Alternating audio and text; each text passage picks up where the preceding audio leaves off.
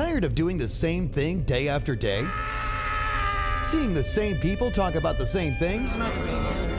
Hearing politicians promise the same BS? Don't let anybody tell you that it's corporations and businesses that create jobs. My change in party will enable me to be re-elected. Too many OBGYNs aren't able to practice their love with women all across this country. Well, you don't have to anymore. Welcome to the Borderless Podcast, your guide to traveling, investing, and living beyond borders, where we talk about living the life that you want to live, where you want to live it. From beautiful San Miguel de Allende, smack in the middle of Mexico, with your hosts, Jonathan Lockwood and James Guzman.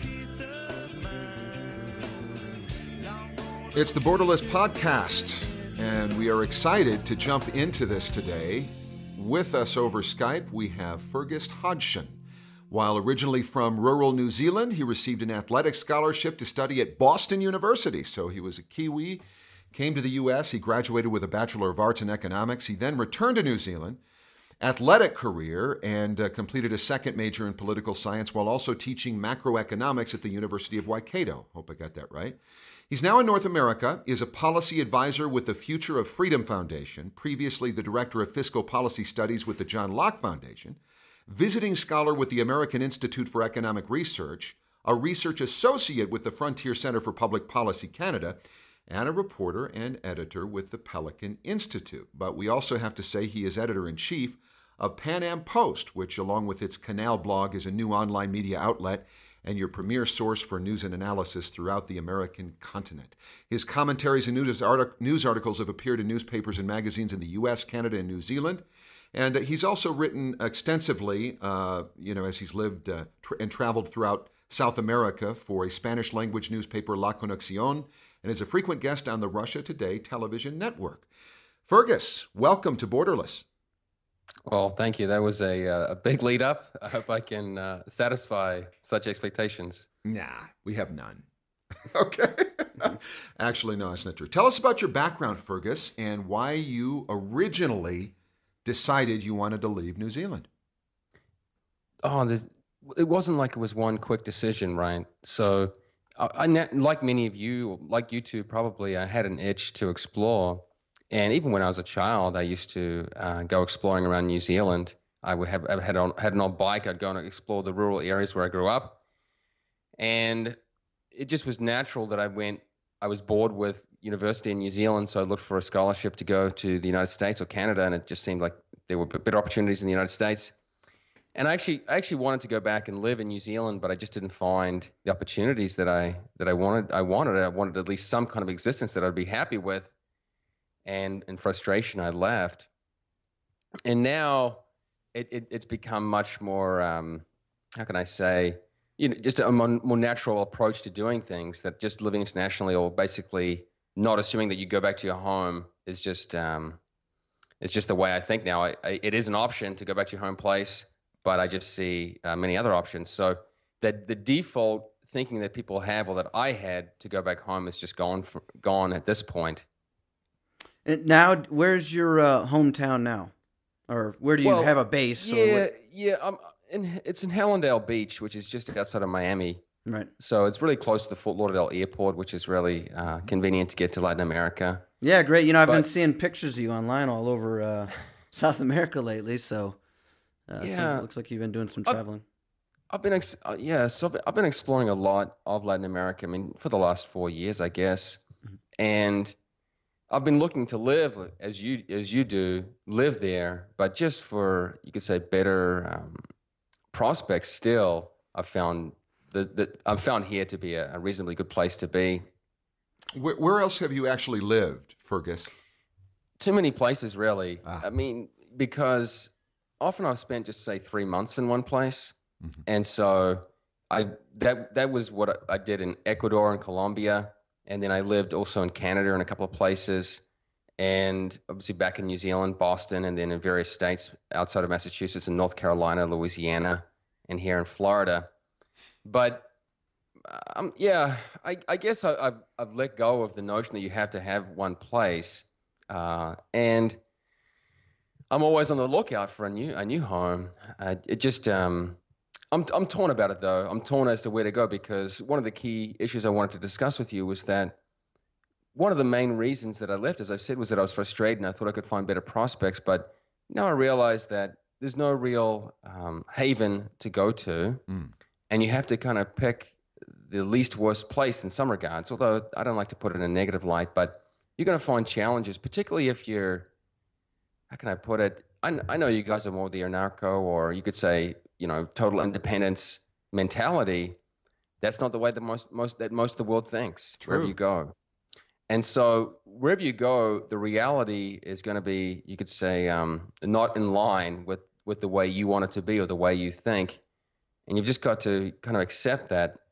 And so now I'm happy here in Florida, as obviously things are not ideal, and you pay more than what you should in many regards, but you've got to pick the best of the bunch.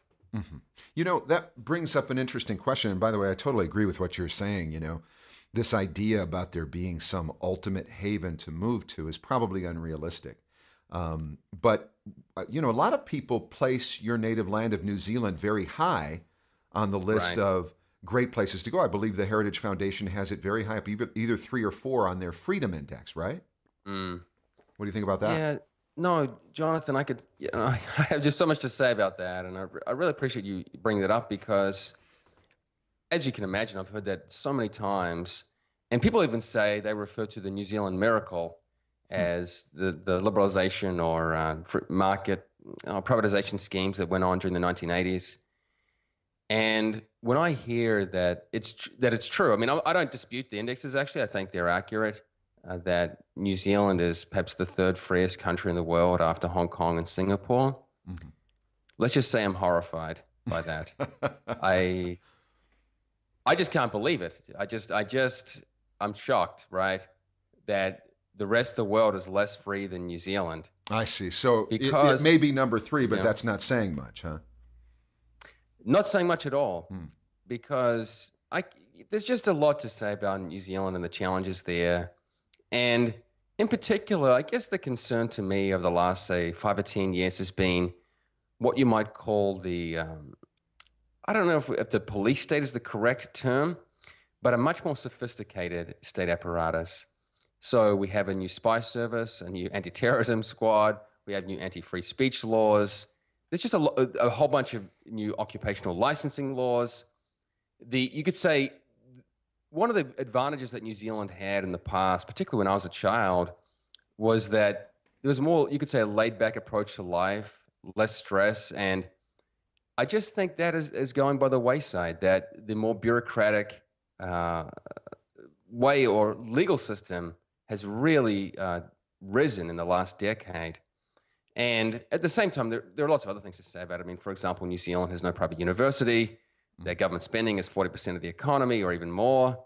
That we really don't have the open market that many people claim. I could go on, and I don't want to downgrade New Zealand in that I still, as I said, I still think that the indexes are accurate and that it is one of the top. But if you think that you're going to find some kind of free haven in New Zealand, particularly if you're living in a place like Canada or the United States, then I think you're going to be found wanting, or you're not going to be satisfied.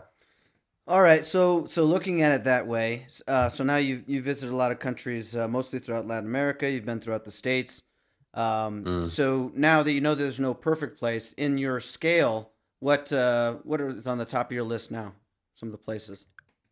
Sure. I mean, ironically, I would go to places that perhaps aren't at the top of the list in terms of these metrics, because, as you know, it really depends what kind of lifestyle you want to lead as to how free you're going to be, because that's what we're really concerned about. We're not concerned about indexes and 10 different measurements of freedom and how do they weight to each other. Right. We're really concerned about living the lives we want to lead, right? So I'm sure Mexico is probably out of the top 100 or something, way back there.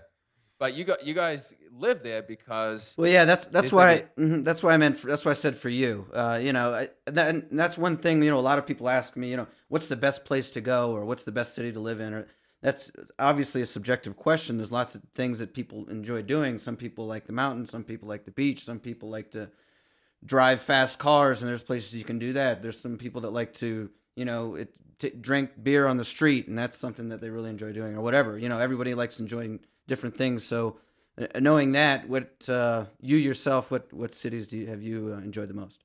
Well, my favorite parts of Latin America are Armenian Cali in Colombia. That's really my second home, and where I go back to. I have not been there this year actually, but each year previously consecutively for the last I think 4 years. And I guess the attraction there is the culture that I have many friends there. I have you could say a simpler way of life, right? Mm-hmm. And that's one of the advantages to being an immigrant, that when you leave, you are not subject to the same kind of peer pressures or expectations that you might be in your home country. And so when I go to a place like that, I guess I'm just more at liberty to explore and not worry about expectations.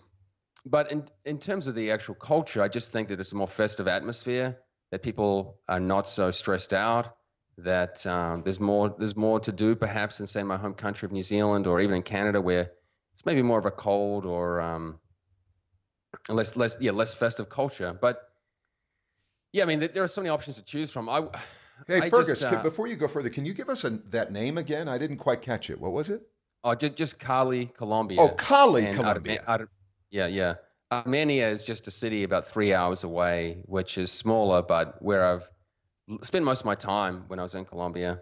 Gotcha. But to me, there are just so many good options. And even, I'm not really a fan of Quito. I spent a lot of time in Quito, Ecuador.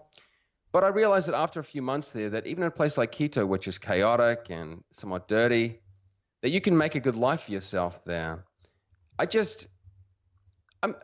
can I put it? I mean, I think there are lots of great options if you're willing to go, just basically go out there and find one. I mean, I've even considered moving back to Canada, to Montreal, just because of the culture there. Not that I necessarily like the governance or anything like that, because there's more of a creative, there's more of an arts community that I might want to participate in. Mm-hmm. I see. Very good. So right now you're undecided then. Yeah, that's the deal, right? But you've got to place your stakes somewhere to some degree, because I've tried being fully a permanent traveler, and it can be really tough. And we can talk about that in more detail, what that actually means, and whether people listening to your podcast want to actually go the full route of being a PT. But I just found it really difficult. And it's just a challenge, because a very small percentage of the world lives like we do. Right. That just, you could say, that travels and lives outside of one's home country, just for, you could say, leisure's sake, or just as a lifestyle choice. That is such a small minority that you can't expect anything to be set up for you. And that's one reason why I was saying to James that I really hope that you could say a network or community of people who really believe in having, you could say, geographic autonomy, can basically get together. Because I went it alone. I was this 25-year-old, and just thought, man, I'm frustrated with New Zealand. I'll just go out and see what I can find. And I had a lot of bumps in the road. And I basically, because I had no mentor, I just bought a ticket and went exploring. And I just thought that I found it really tough and made a lot of mistakes. And so that's why I do hope a network arises that can help people through that process. Yeah, that's funny, Fergus, because last time we spoke on your Stateless Man show, we talked about this PT idea, and I was doing the same at that time. And now I have a place here. I've got an office. I've gotten, so it kind of, I've come to the same conclusion at the same time as you. I was living out of my suitcase for about 5 years. And, right. I still like to travel, but I enjoy having kind of a home base as well. So that's kind of what I've done here in San Miguel. And I think it's probably also true. You guys are quite a bit younger than I am, but as you get older, I had a client that I traveled for 44 weekends a year just in the States. So I was living out of a suitcase then. I understand the idea of never feeling settled somewhere. And as I'm 48 now, where I am now, right. I love traveling. I love the idea of not tying yourself down necessarily, but I want that home base. and I want to mainly be at that home base. Right. Well, I just remember too, I spent 4 months traveling nonstop, and I was down in Chile and just thinking, man, I really could do with my own bed and own apartment for a while. I was just like, I've had enough of this. And I was kind of sick of buses and didn't really want to talk to people too much. So I just recognized that this, you could say, a natural inclination to have at least some kind of place to go back to. Right. Yeah, I've got this weird thing with books. That seems to be my deal. Like I like physical books. I tried it on a Kindle for a while. When I was in Spain, I used to mail boxes of books back and forth. You know, the ones I couldn't find and ones I would find, I'd mail them back. And I just feel more comfortable now. I have, you know, all the books that I really enjoy in one place. And for some reason, that's just something that's important to me. So. Okay, well, so there's go ahead. Please go ahead. Yeah, there's just one. I think there's one particularly important element to this home base idea, and that I'm not sure whether you guys appreciate this or relate, but I just think it can be emotionally draining to be on the road, and maybe some people are just have a different, you could say, nature to mine. Right. But I really appreciate having a community of friends that I can go and have drinks with or whatever it may be, and I just found that really tough on the road. Oh, buddy, you'll have that here in San Miguel. Come visit. Absolutely. But, well, I wanted to, so this has been great. You're talking to people who are open. We call the Borderless podcast Traveling, Investing, and Living Beyond Borders. And so you opened with this idea that there are a lot of people out there who just assume they're going to kind of grow where they're planted. Okay, that's fine, but that really wasn't for you. And that's what a lot of us have in common, I never try to pressure people in the United States, for instance, my home country, to leave if they don't want to. But for me, it's a little frustrating that they might want to, and they don't know how to do it, or they're tense about it, or they can't picture how to do it. So that seems to be part of your focus. You were a part of the Stateless Man, right? Yeah. And it was trying to say, hey, if you guys want to do this, maybe here's some ideas about how you can. Right.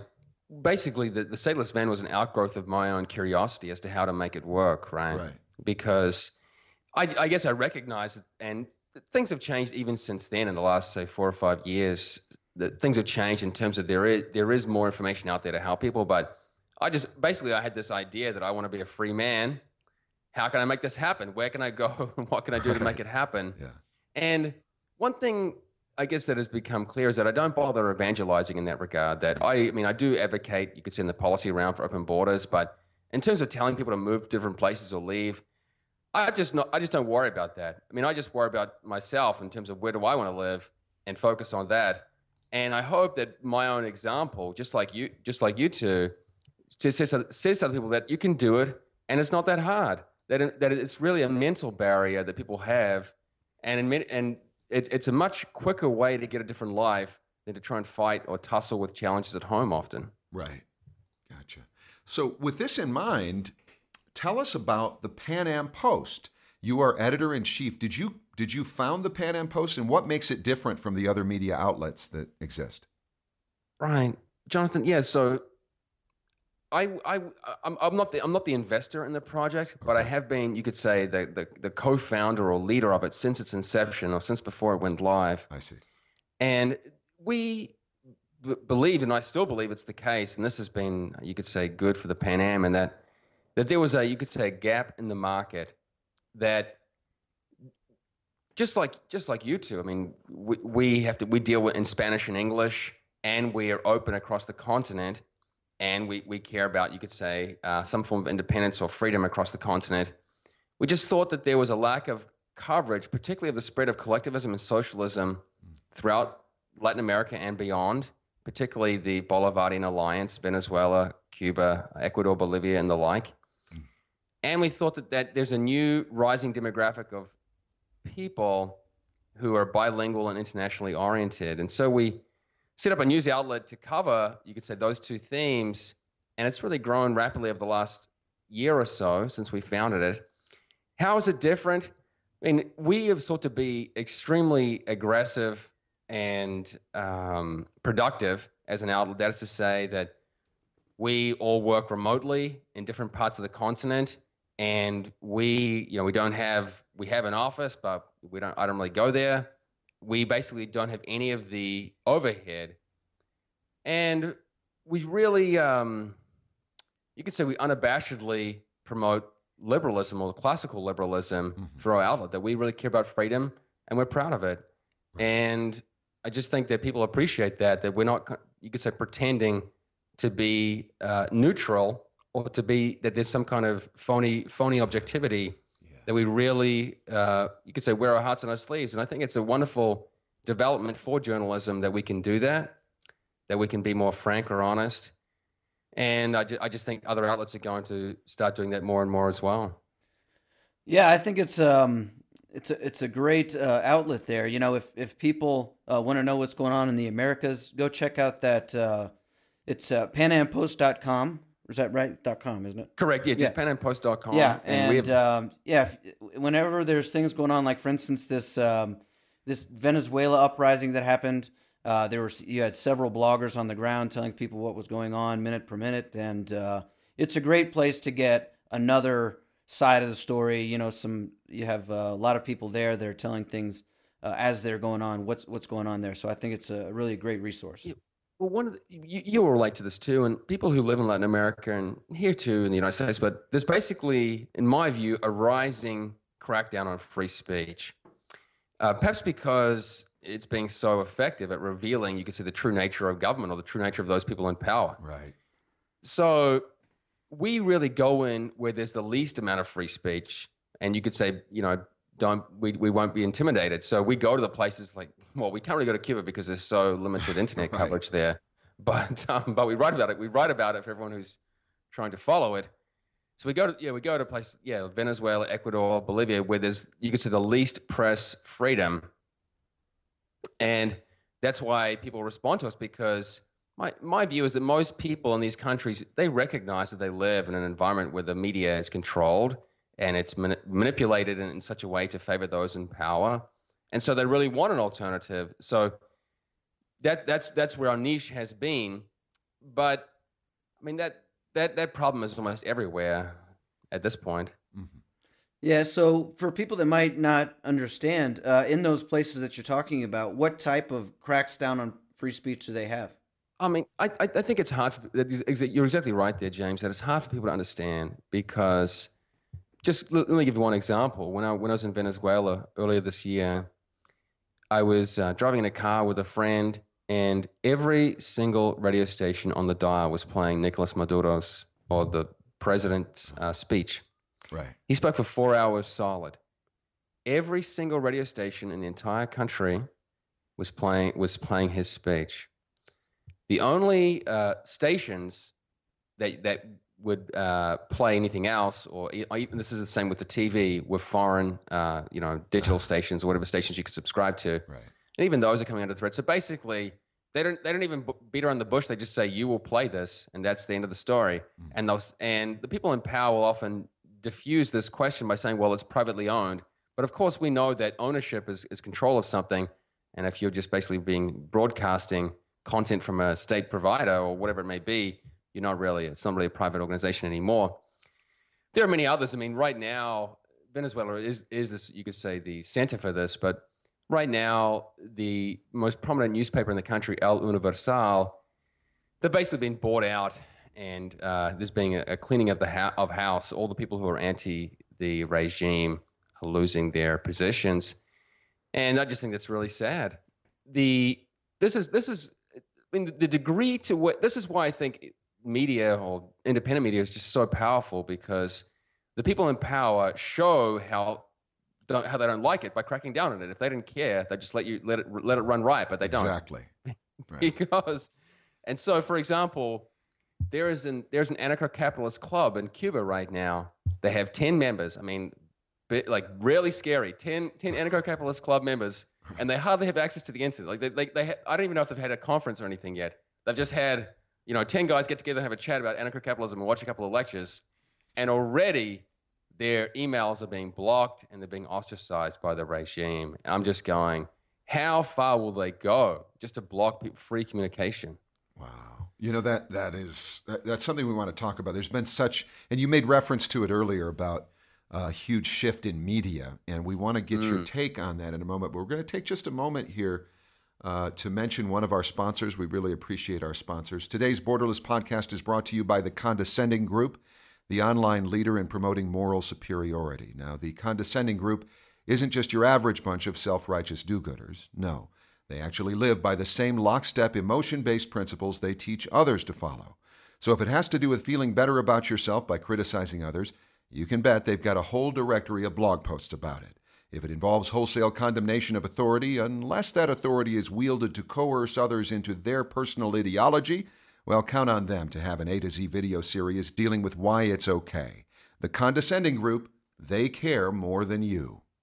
Okay, so thank you for that moment. Let's get back to the interview we're talking to Fergus Hodgson, editor-in-chief of the Panam Post, originally from New Zealand, and we're talking about the huge shift in media that has occurred. Now, you broached this earlier, Fergus. You mentioned, that there was a time, was there not, at least in the U.S., I'm sure it's where you came from too, when people just sort of assumed they could trust the media, and that's changed. When do you think that happened, and how? Obviously it hasn't been at one moment, but particularly since you could say the access of open access blogging and Twitter, when basically anyone can produce content at no cost or at such low marginal cost that anyone has access. But I just want to draw a comparison because I think back to when I was a child in New Zealand, right? And back in the 1980s, we had 2 television channels, right? And in the early 90s, there was a 3rd channel available in New Zealand. It was the first private channel in the country's history. Mm. And I think in the mid 90s, we started to get some kind of cable, some additional channels.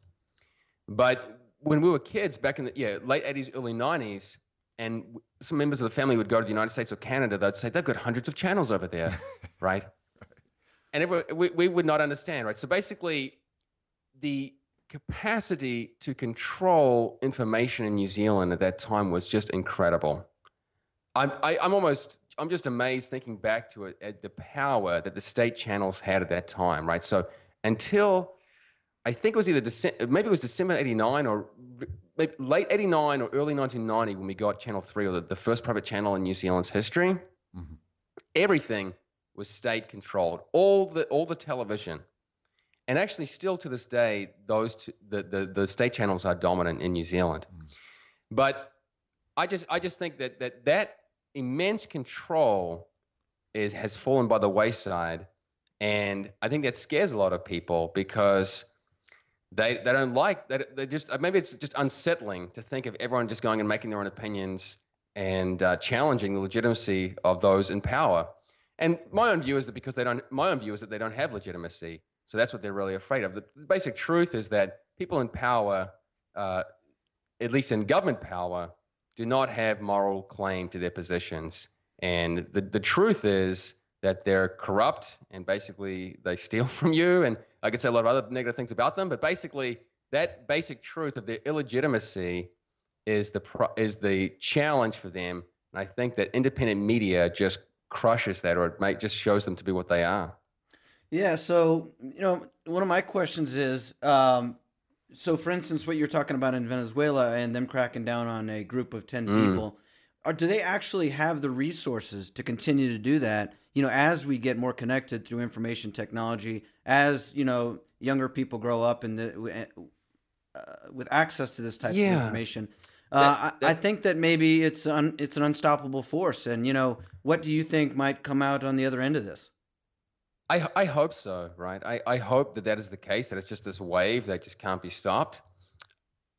I'm torn about that because this is maybe a scary, you could say realization or observation that I've had over the past year is just how staunchly loyal people can be to these collectivist or socialist, and in the case of Cuba, just outright communist regimes. It doesn't matter. For some people, the fact that they, quote, have, free medical or free education just covers all manner of sins, right? Yeah. So, for example, we've been reporting on Cuba and Venezuela for the past year, and the basic facts are that these countries are in total economic disarray, that people earn less than $100 a month, and in Cuba about $20 a month.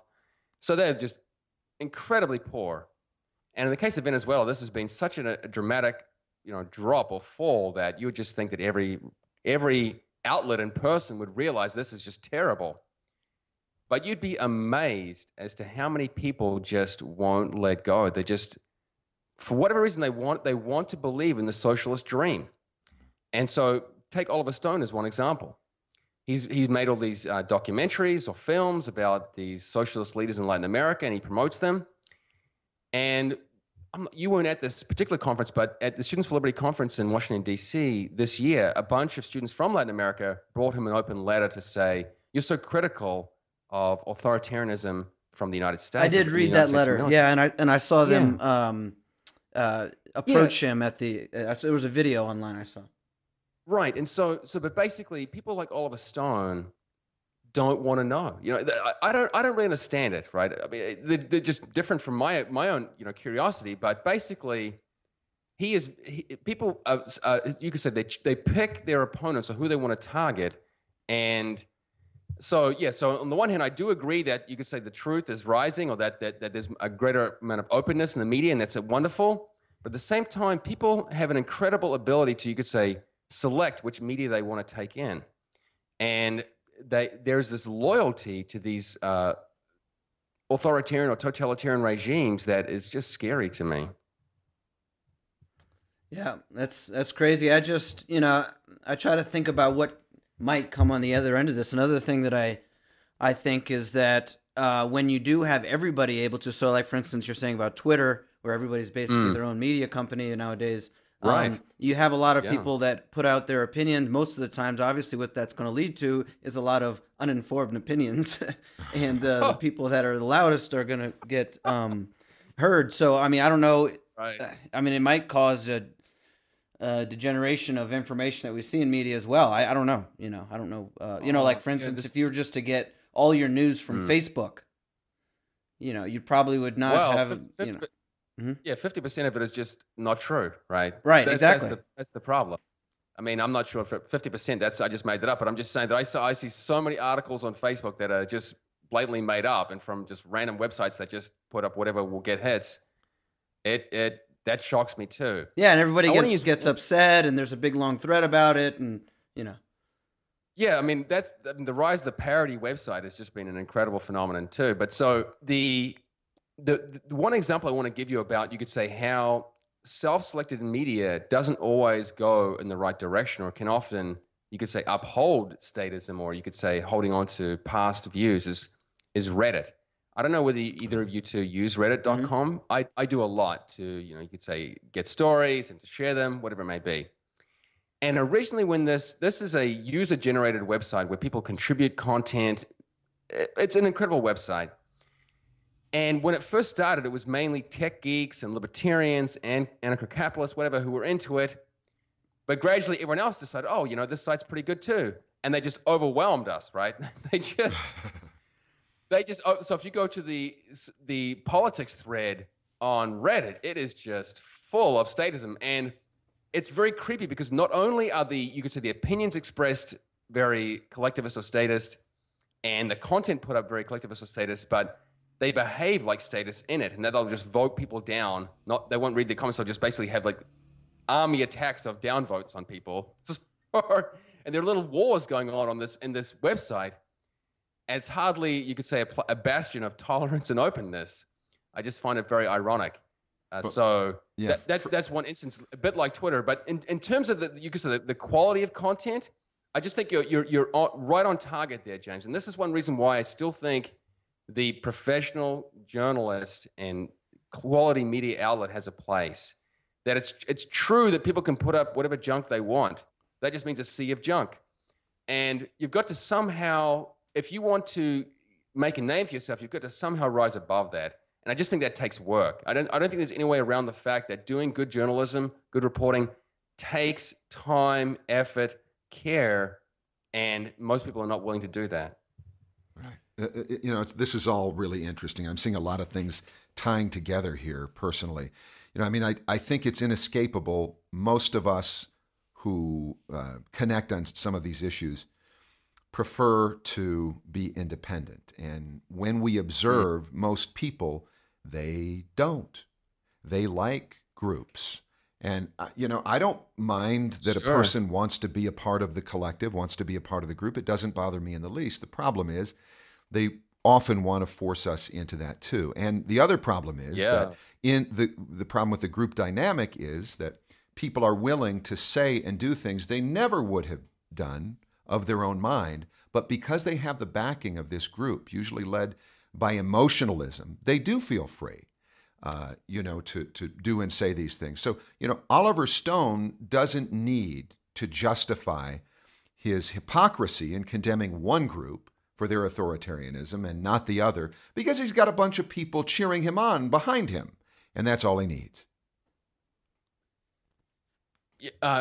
There's a really long discussion in terms of why people are like that, and maybe Right. it's you could say evolutionary biology, that we just learned to arise in groups. But it is very weird to me the way people use it almost like a weapon. So, for example, they might say, "Well, you're not a real Colombian because you live in the United States now." If to Shakira or someone like that, and it's just very weird to me why we even care about that. I mean, to me, as just like you, I don't really pay much attention to these borders, or really they're not a concern to me.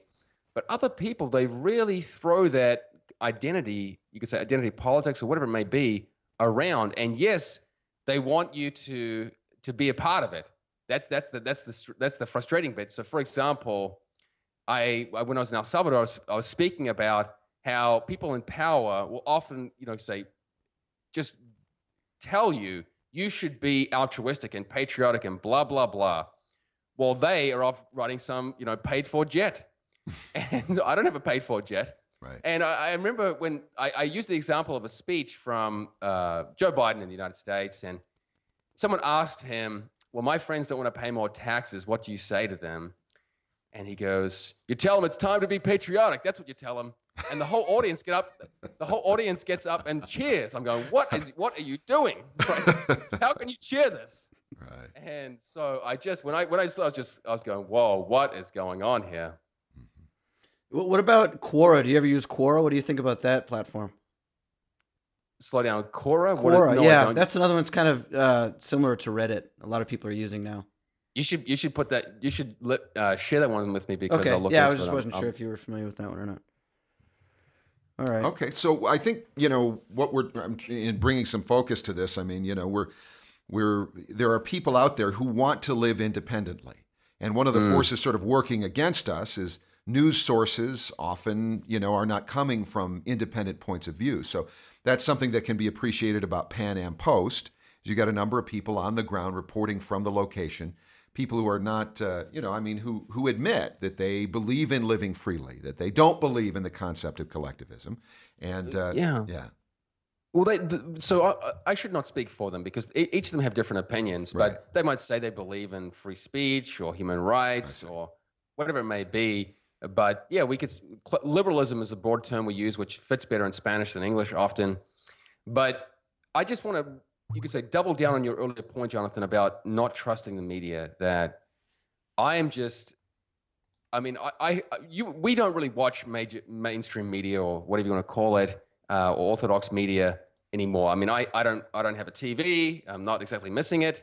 Yeah, I don't think either of us do either. No.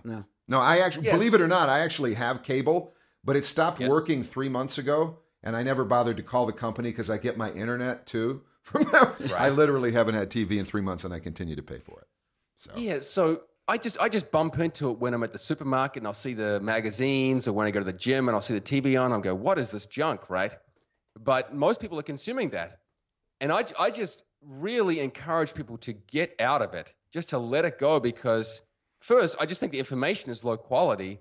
And second, the real stories, you could say, pivotal stories that will inform you are not found in those outlets. Right. I just think that they're too sensitive for those outlets to cover, and they would not want to touch them. Not only that, but they sell more papers or get you to tune in or whatever by reacting to some sort of emotion, normally fear or something like that. So you're getting upset, you're wasting your emotional energy on things that you shouldn't be, that a lot of times are false, or even if they're not false, it's something that you may not be able to do anything about. So, it's better, the way I look at it, to spend your mental and physical energy on things that, actionable things that you can change in your life. It's really astounding, James, the way that the media, people in the media do that, right? I mean, they do it to get, obviously, as you said, to generate a response. But so if MSNBC, for example, if they want to highlight that, some guy who killed another guy is of a different race, they'll play up the race bit, or they'll manipulate the audio, whatever it may be, to make you think there was a great injustice, even if there wasn't. And there are so many outlets that do this. And I am just appalled at their shamelessness that they do this, that they seek to provoke moral outrage when there isn't even anyone there. And there are plenty of other issues that should generate outrage, but they just want to manufacture racial divides or political divides or whatever it may be. And I'm trying to think what I was going to add to that. There are many recent examples like the Ebola or the ISIS. I mean, these issues that really have, I'm not saying that Ebola doesn't exist or ISIS don't exist, but they get such enormous coverage when, say, the regime in Venezuela, where there are actually tens of thousands of Venezuelans fleeing to Florida, of these last few months. Where is that in the news, right? Tens of thousands. And over the last few years, millions. And so one person dies of Ebola, and that's all of the news, but all the people fleeing tyranny, forget about that. I don't know, why is that on the news? I don't understand. Yeah, I really stand in awe of the entire machine that they have set up. This propaganda machine has, it's kind of like Robert Beale's speech in Network. I've watched that several times. I don't know if you've ever seen it, but when you get some people in charge of an entire propaganda system that goes out to the entire world, I'm amazed at how many people that they can control their consciousness. There's no other way that I can explain it than just blatant mind control. There's people that can just control millions and millions of people's mind. They tell you what to be concerned about, what opinions to have, what you're supposed to be upset about, what you're supposed to be doing, what you're not supposed to be doing. It's incredible to me how they had this whole thing set up. Actually, this is one area where I think people don't realize it's happening. Basically, because the words that are in use in most media outlets, I think they really do change the way we think, even if we're not conscious of it. So, for example, we always hear about someone on the left is hating someone on the right, or some quote conservative versus some liberal, or whatever it may be. This is all just gibberish. No one even knows what left and right means. Right. They're just arbitrary words. And so I fear that basically our minds have been partitioned in a way that it gets in the way of our own clear thinking. And so the Panam, we really try to be more precise and careful with that.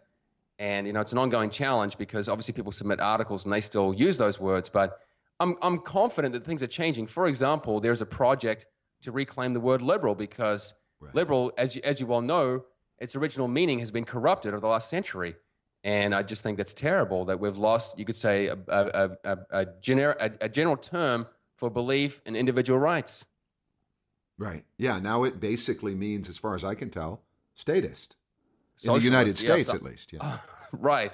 Yeah. There's a book called The Triumph of Conservatism, which talks about that transition. It was during FDR's term, where they basically just reversed the name. It was a whole campaign to switch, change the conservatives to the liberals.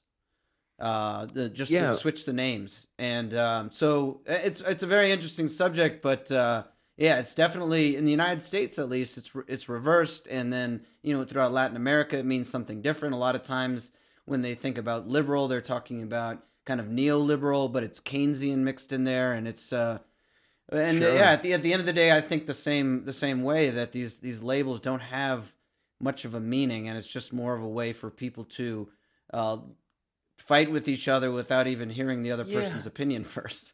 Exactly, because when was the last time you heard someone call himself a neoliberal? I mean, I'm just astounded as to how people throw around that term and going, who even claims that term? Right. It's just some invented word to throw at people. Mm-hmm. But it's not just that word, but even things like human rights or justice, all these things have been perverted.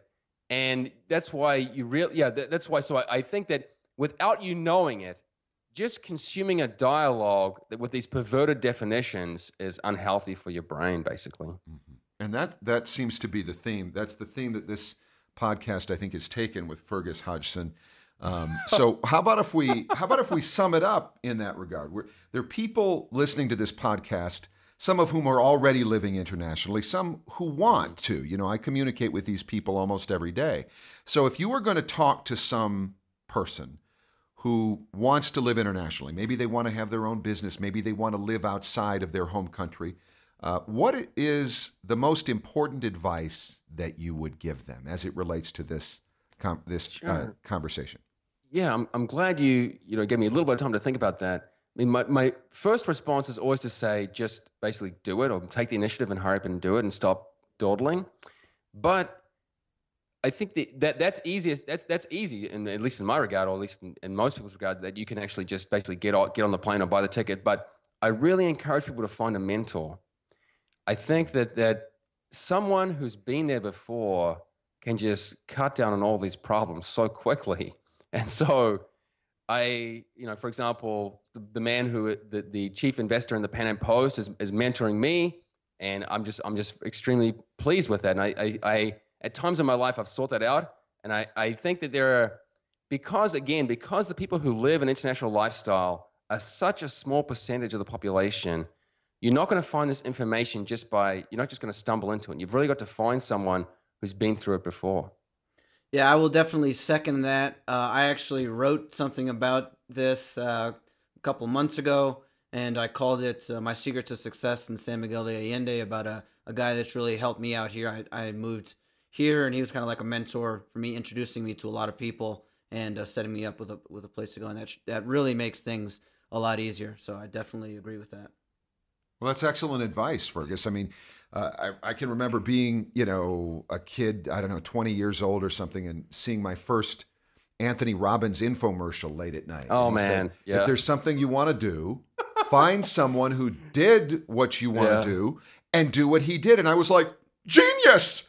Oh, my God. It was, but so it's just common sense, isn't it? So that's great advice. Is there something you'd like to do? Find someone who's done it. Befriend them, read what they have to write, listen to what they have to say, and, maybe start actually taking their advice. Just do it, like you said. And these days too, you don't even have to know the person. I mean, it's much better if you can actually meet this person directly. But so one person who's basically mentored me without knowing it is Harry Brown, right? Oh, yeah. A man who spent 40 odd years writing about and promoting an independent life. And I still always recommend people read his book from 1973, How I Found Freedom in an Unfree World. Highly recommended. Yeah. All right. Well, I think that fulfills the time that we were looking to do to fulfill for this podcast. So we want to thank Fergus Hodgson for coming on Borderless Podcast, editor-in-chief of Panam Post, and a guy who's been around the block. How old are you now, Fergus? 31 at this point. 31 at this point. Well, that's the point we want to know about. And so you've accomplished a lot. In 31 years, you've been to a lot of places. You've gotten, you're a part of a number of institutions, and your commentaries have been published throughout the world. And so we appreciate you taking some time to come on the Borderless Podcast. And maybe maybe there will be a number of people who will use you as their mentor. So we want to thank you very much. Yeah, and is there any if you would like people to reach out to you somehow, is there any, or plug any other projects that you have going on or anything like that? No, the best way probably is just to come on my Twitter, because that's where you could say show more of my personality in a public fashion or engage with people.